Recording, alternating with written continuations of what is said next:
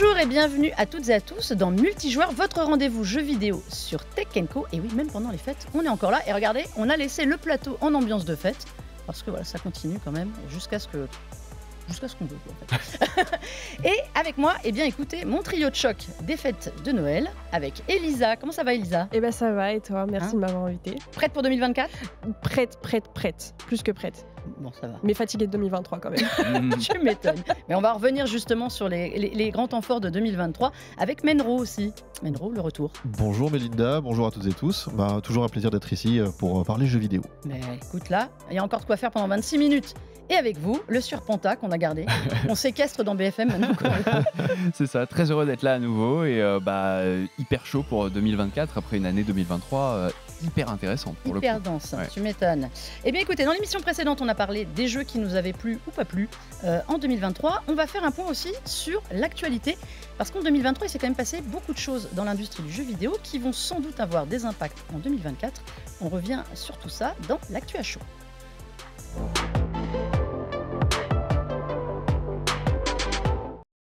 Alors, messieurs, dames, on va revenir sur ce qui a été, à mon avis, le gros événement de 2023, c'est-à-dire enfin la fin du feuilleton à rebondissements multiples et variés.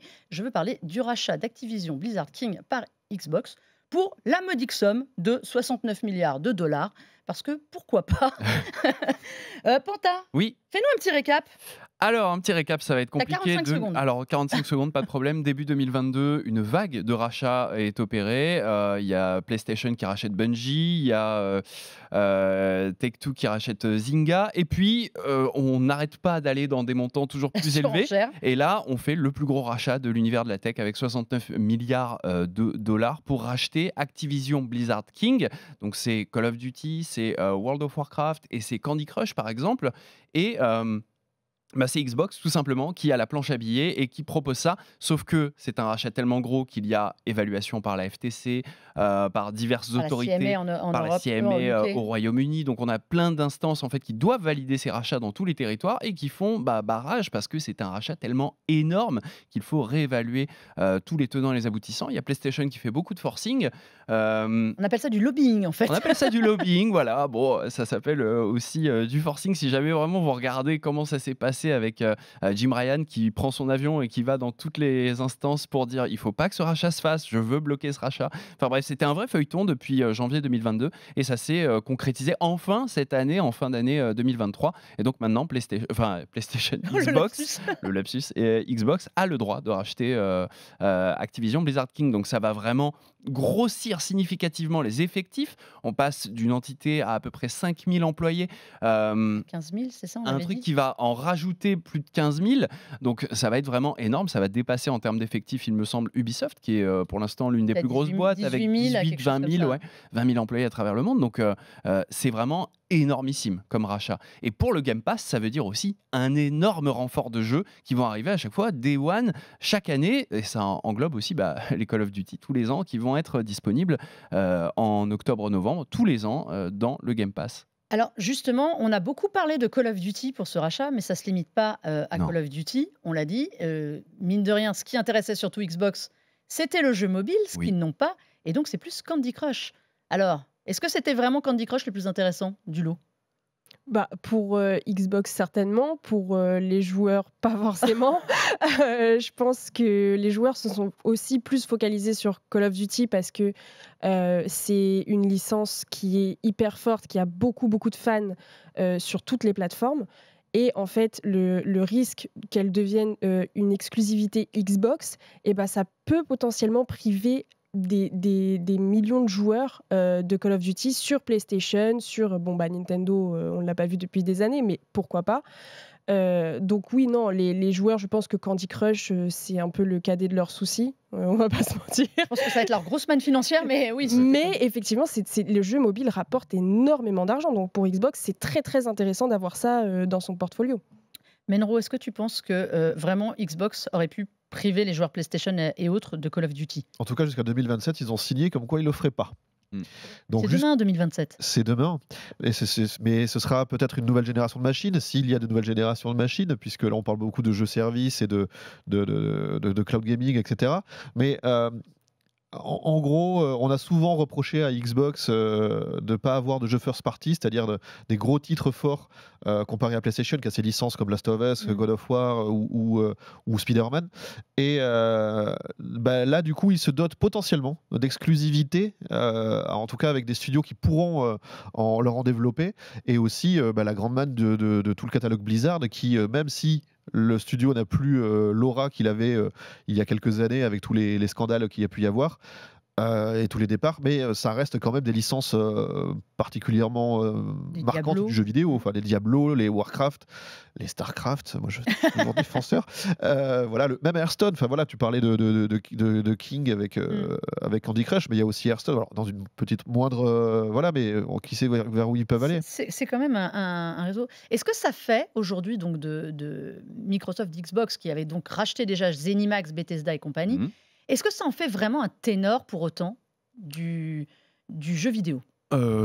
Très certainement, oui, parce qu'on totalise énormément de licences, on totalise énormément de studios, on totalise énormément d'effectifs, mais pour le coup, c'est pas une croissance, j'ai envie de dire, déraisonnable comme un Embracer Group Mm. a pu le démontrer ces dernières années en vraiment en rachetant, on l'appelle l'ogre, en Mm. fait, Embracer Group, et en ce moment, il a les pieds extrêmement fragiles, puisqu'il y a beaucoup de licenciements, beaucoup de licencié. réductions. En gros, on voit que le modèle ne marche pas. Xbox, ils grossissent. Certes, en rachetant et en rachetant vite, hein, parce que si on regarde il y a 5-6 ans, c'était absolument pas du tout ça. Bethesda a été racheté en 2020 et là on prend Activision Blizzard King en 2022-2023. Donc c'est quoi la prochaine étape, quoi? On peut se demander si ça ne devient pas une menace. Le truc, c'est que ils ont aussi à cœur de développer du jeu vidéo qui est accessible pour pas cher à travers le Game Pass. Ça, c'est pas rien quand même, quand on voit surtout que la plupart des jeux sortent désormais à 80 €. Donc en fait, il y a toute cette optique aussi du cloud. Donc vraiment, on est dans il y a des garanties aussi qui sont données. Pareil, je vous entendais parler des potentielles exclusivités sur Call of Duty. C'est plutôt l'inverse qui s'est passé parce que Activision Blizzard King travaillait très en vase clos avec Battle.net par exemple. Désormais, Microsoft dit, moi, Call of Duty, je veux qu'il soit dispo sur Steam. Sur Switch aussi, on signe avec Nintendo, via Ubisoft, via Nvidia. Donc en fait, on est dans une politique, j'acquiers les choses, mais je vous donne des garanties. Et les licences, je vais pas les fermer que pour moi. Je vais essayer de les ouvrir à toujours plus de joueurs. Ça, ils ont été sommés par des instances. Bien sûr, bien sûr. Notamment la c'est très CMA bien. britannique C'est très qui bien leur que a ça se passe imposé. comme ça. Parce que l'autre grand gagnant de cette affaire, c'est quand même Ubisoft pardon, qui récupère les licences Activision Blizzard pour le cloud gaming, alors hors Europe, parce que ça restera. Ça, c'est quand même pour 15 ans, toutes les licences qui existent depuis les origines. Ça, c'est quand même un sacré coup de poker qu'on n'avait pas vu venir non plus. Bien sûr, il y a eu plein de surprises et tous ces rachats et tout ça sont à chaque fois l'occasion de voir un petit peu l'envers du décor et comment est-ce que les différents acteurs se positionnent pour les années à venir. C'est hyper intéressant. Mais ouais. Tout à l'heure, Panta parlait de feuilleton, mais on est vraiment là-dessus, avec vraiment les mid-season finales, les climax de fin d'épisode. Je veux dire, on ne pouvait pas imaginer tout ça quand l'annonce, la première fois qu'on a entendu que c'était une option. Et là, on se retrouve aujourd'hui avec toutes les étapes qui ont été passées au feu vert. Donc voilà, il y a des répercussions et des conséquences. Et le marché évolue toujours plus vite. Et c'est ça qui est assez incroyable. Ça peut faire peur un peu. Quand on a commencé à parler de jeux vidéo dans les années qui commençaient par 1900 quelque chose. Mais c'est fascinant à observer en tout cas. Ça nous apprend énormément de choses sur tout le secteur dans sa globalité. Moi, ce que je note, c'est qu'on pourrait avoir Crash Bandicoot qui renaît sur Xbox. Bien sûr. Le héros emblématique de la PlayStation.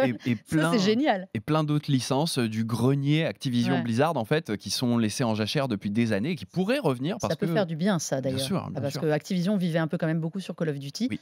Mine de rien, on parlait de Jim Ryan chez PlayStation et ça a quand même obligé aussi PlayStation, cette histoire, à réagir. PlayStation qui nous a fait quand même une drôle d'année avec Jim Ryan qui, avant de passer le flambeau, est monté au créneau sur le dossier Xbox, n'a pas réussi à le faire plier.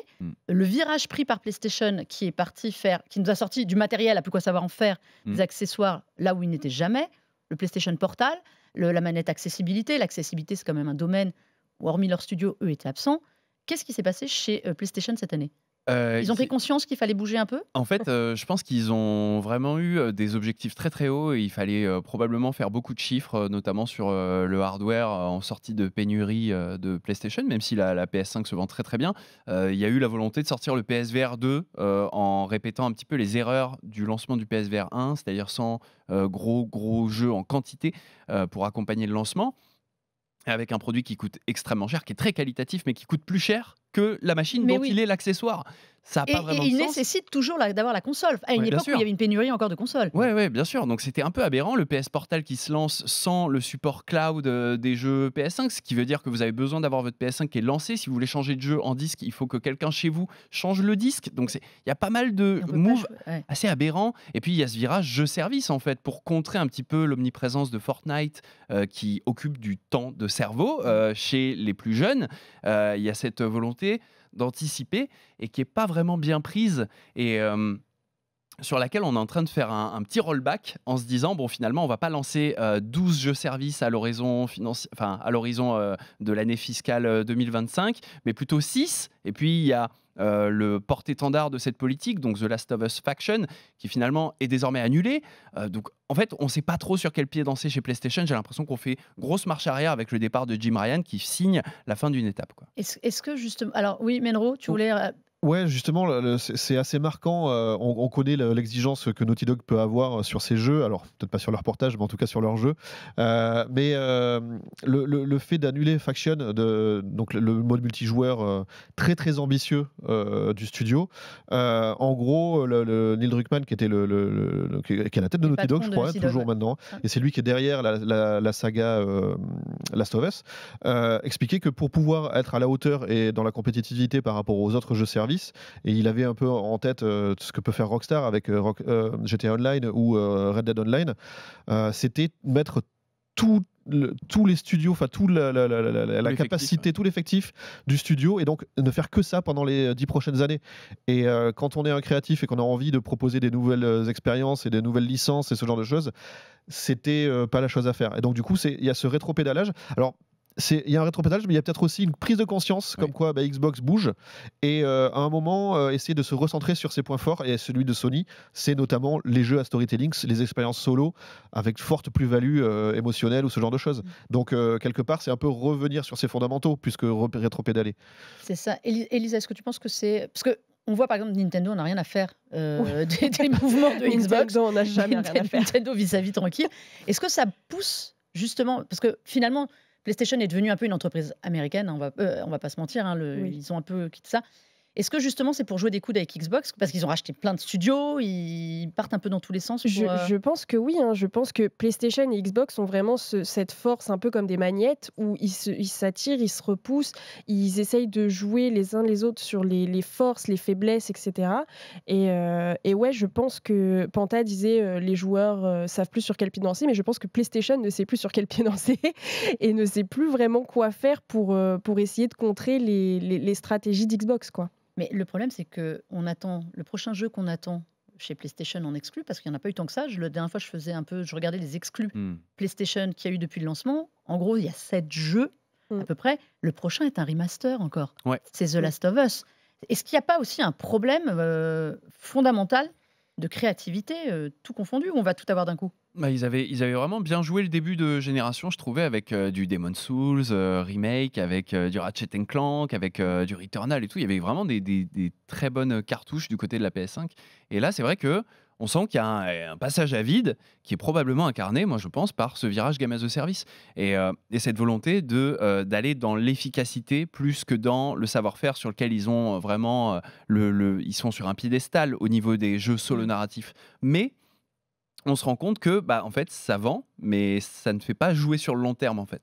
Ouais, et si maintenant en plus ils perdent Call of Duty, les pauvres. Sauf sur un plein. Et c'est là où justement il y a aussi ce temps de développement qui est de plus en plus colossal. En plus, ouais. Et du coup, je pense qu'on est vraiment dans le creux de la vague parce qu'ils ont vraiment sorti toutes leurs cartouches fin de PS4, début de PS5 aussi. Mais vraiment fin de PS4, ça a été une espèce de bouquet final, comme dans un feu d'artifice. Hein. Il y en avait vraiment dans tous les sens et des jeux vraiment très très qualitatifs. Donc c'est vrai que là, on est un peu dans le retour de bâton, un peu comme avec le MCU, tu sais, après Endgame, c'est compliqué. Et ça va dans tous les sens. Bah, c'est un peu la même chose là. Donc, ouais, revenir à ce qu'on sait faire et à essayer d'avoir une lisibilité peut-être et pour l'industrie et pour les joueurs, je pense que c'est le pire qu'on peut souhaiter à PlayStation. Alors, tu parlais, on va embrayer sur un autre sujet avant de passer à ce qu'on attend dans les jeux. Tu parlais des soucis de développement de plus en plus longs. On va parler aussi d'un autre événement qui est arrivé cette année, qui sont les licenciements à gogo dans l'industrie du jeu vidéo. On a noté à peu près, allez, à vue de nez, entre 6 000 et 9 000. On arriverait à 9 000 licenciements avec une vingtaine de phases de licenciement d'entreprises qui ont licencié, alors que l'industrie du jeu vidéo s'est jamais aussi bien portée. Comment est-ce qu'on explique toutes ces... Alors, le champion, ce serait Unity, qui aurait déjà à peu près licencié 1200 personnes, suivi d'Epic Games. On parlait quand même tout à l'heure d'Alan Wake 2 dans l'émission précédente. On aurait licencié 800 personnes. Qu'est-ce qui se passe? Comment on s'explique toute cette vague de licenciements? C'est un peu compliqué, mais il y a beaucoup de la suite de la pandémie, en fait, avec un marché qui a beaucoup évolué, qui a beaucoup changé, sur lequel il y a eu peut-être beaucoup de recrutement à un moment donné, et désormais, il y a une restructuration face à la crise, face à l'inflation. Enfin, il y a beaucoup de facteurs externes, on va dire, qui ne sont pas forcément dépendant de la nature du marché du jeu vidéo. Il y a beaucoup d'éléments externes, macro, qui viennent intervenir. Et il y a aussi des décisions. Tu parlais du Unity. Unity a eu une année catastrophique où ils ont pris vraiment une très très mauvaise décision à un moment donné. Ils ont rétro-pédalé, mais ça a brisé la confiance des développeurs en ce moteur. Et des annonces un peu étranges. Ouais. Voilà, ouais. Donc il y a ça. Il y a Embracer Group qui s'écroule. Donc en fait, il y a à la fois des mauvaises décisions prises par les acteurs du marché et à la fois des facteurs externes. Voilà, on parlait de Naughty Dog aussi, touché par les licenciements. Amazon Games qui a des grandes ambitions, qui liquide aussi, des fermetures de studios, des restrictions d'équipes. Est-ce qu'aussi, il y a eu à un moment une grande vague de lutte contre le crunch, donc c'est-à-dire ces temps d'accélération demandés aux salariés pour boucler des jeux. Est-ce qu'aussi, c'est pas une des conséquences, c'est-à-dire qu'à un moment, on a recruté pour lutter contre le crunch, mais il n'y a plus besoin des gens une fois que les jeux sont lancés. Qu'est-ce que vous en pensez? Si tu veux y aller. Moi, sans vouloir du tout. Mais clairement, oui, quand on a besoin de CDD, forcément, je caricature pour que les gens comprennent vraiment, puisque c'est souvent aux États-Unis que ça se passe, ou en tout cas dans le monde anglo-saxon, donc c'est pas du tout les mêmes lois. Mais en gros, il y a cette logique de besoin momentané, comme tu disais, et donc quand ce besoin s'arrête, il y a un passage à vide. Et c'est vrai que ça coïncide avec des facteurs extérieurs dont parlait tout à l'heure Panta, mais il y a aussi la logique des acquisitions. Quand lors des acquisitions, il y a forcément des métiers transverses, et là, on se retrouve avec des doublons. Donc, nécessité de liquider. Quoi. Nécessité, voilà, les personnes peut-être les plus expérimentées qui demandent beaucoup de salaire par rapport à des gens qui sont prêts à faire des concessions. Enfin, il y a pas mal de choses comme ça, et là, on se retrouve avec des changements de génération aussi. Il y a pas mal de facteurs, mais là, ça devient. On sort Tekken Co, on va sur BFM. Quoi. On change de chaîne, ne bougez pas. On va parler maintenant de 2024. Dans ce monde apaisé, on va tous se remettre à jouer. Quels sont les jeux que vous attendez? Elisa, quel jeu tu attends, toi? Alors moi, celui qui arrive de manière très imminente, c'est Prince of Persia The Lost Crown. Donc développé par Ubisoft Montpellier, il me semble, qui est hyper moderne, un renouveau pour la franchise, Metroidvania, avec plein de plateformes partout. Enfin, vraiment, il a l'air incroyable. Prince of Persia qui arrive d'ailleurs dès le 18 janvier. C'est ça. Sur toutes les consoles. Et c'est vrai que c'est le retour du prince. Menro, toi tu as... Eh bien, moi j'en ai un que j'attends évidemment, c'est la suite de Final Fantasy VII Remake, donc qui va s'appeler Rebirth, puisque sans spoiler, effectivement, c'est pas vraiment un remake. Ce Final Fantasy VII, voilà, donc qui a un discours très méta sur une conscience de ce qu'il est. J'irai pas plus loin pour ceux et celles qui ne l'ont pas encore fait, mais faites-le parce que c'est vraiment un jeu intéressant. Et tout à l'heure, je vantais le retour, dans la dernière émission, je vantais le retour du tour par tour. Et là, il y a un format un peu hybride qui fonctionne après celui du 15 un peu raté, un peu étrange.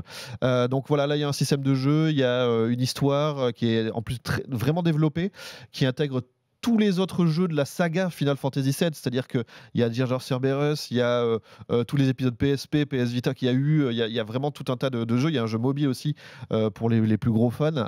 Donc voilà, mais voilà, ce fameux Rebirth voilà, tout ce qu'on en voit, moi, me fait envie. Je revois des choses en plus jolies que j'ai pu faire avant, et ça va au-delà. Et s'il garde cette profondeur de discours, ben moi ça, je ne peux qu'applaudir et j'attends ça de pied ferme. On va voir. Panta? Moi, un jeu que j'attends, ce serait Dragon's Dogma 2 parce que je suis passé à côté du premier et on m'en a vanté les qualités. Et là, j'ai l'impression que c'est un petit peu ce qu'ils ont voulu faire sur le premier, mais avec l'enrobage magnifique que propose le jeu. Regardez vraiment du gameplay, ça a l'air somptueux et ça a l'air Ceux qui incroyablement nous regardent, là, vous stylé. avez un peu d'image. Ouais, non, ça a l'air vraiment très très chouette. Et vraiment, 2024, c'est une année qui se profile un peu bizarrement. On a des Arlésiennes qui reviennent, on a Skull and Bones qui va enfin sortir. Skull and Bones.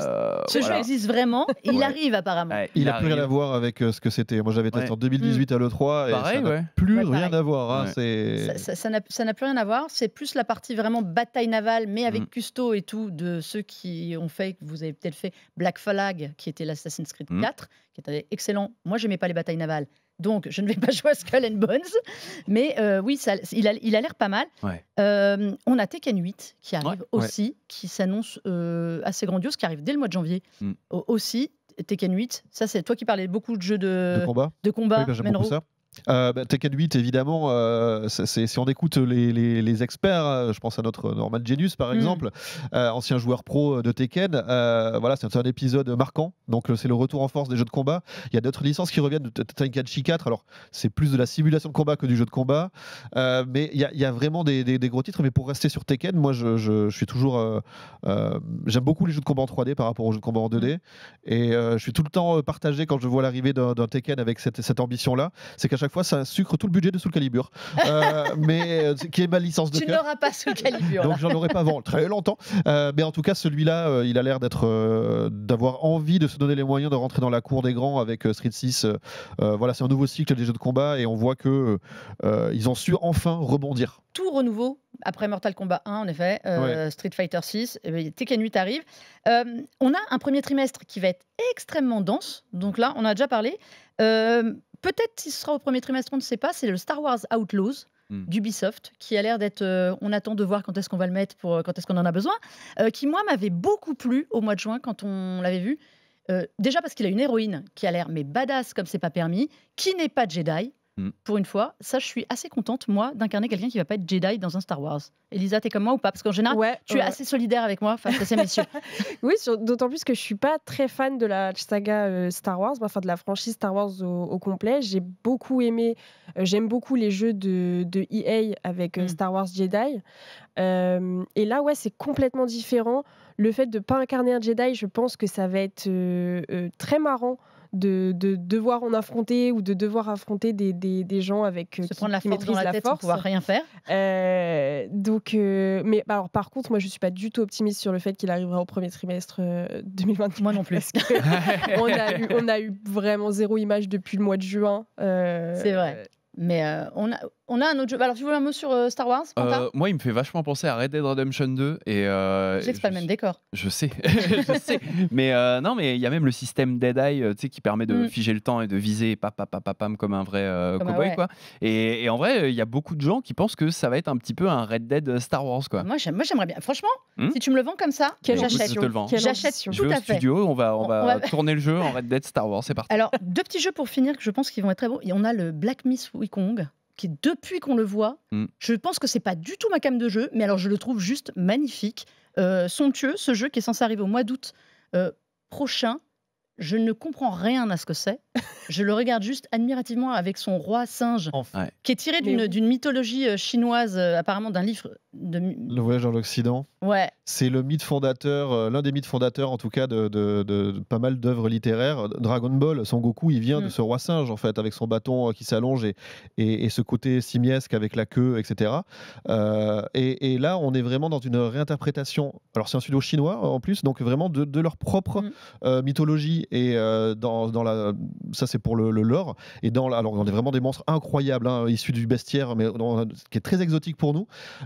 Et derrière, sur le style style de jeu, on est vraiment sur un Soulsborne, tout ce qu'il peut y avoir de plus Soulsbornien, mais avec une fluidité qui me rappelle aussi Sekiro. Il y a du Sekiro dedans. Il y a du Sekiro dedans aussi, hein, voilà, je ne sais pas s'il aura ce rendu au final. C'est un peu ça qui fait peur. La peur d'upgrade, voilà, mais en tout cas pour l'instant c'est un des jeux les plus ambitieux peut-être de l'année. Ouais. Est-ce qu'on va avoir une année 2024 intéressante ? Oui, je l'espère, parce que Xbox va aussi briller grâce à Hellblade qui sort en 2024, et ça va être vraiment un grand moment, je l'espère. Le premier, j'avais adoré, et le deuxième, j'étais pas hyper confiant au début, mais là, le dernier trailer qu'on a pu voir était somptueux. Ouais, le trailer était magnifique, ça a l'air bien dark. C'est un jeu, on le rappelle, sur la maladie mentale, notamment en trame de fond, qui traite ça de manière magnifique. On incarne une Picte qui est tourmentée par les ravages de la guerre, en fait, parce que voilà, problème dans sa famille, avec ses proches. Et en fait, on a toute une relecture de l'enfer dans les mythes nordiques qui est vraiment somptueux et qui est passionnant à vivre. Bon, on aura une belle année 2024. De toute façon, on se refera une petite émission pour voir tout ce qui nous attend, parce qu'on arrive au terme de celle-là. Merci à toutes et à tous d'être venus. Elisa, on te retrouve sur le journal du Geek. Toujours à la rentrée, en forme, après les fêtes. Menro toujours sur legrandpop.fr pour l'instant, ou alors en podcast, c'est sur toutes les plateformes.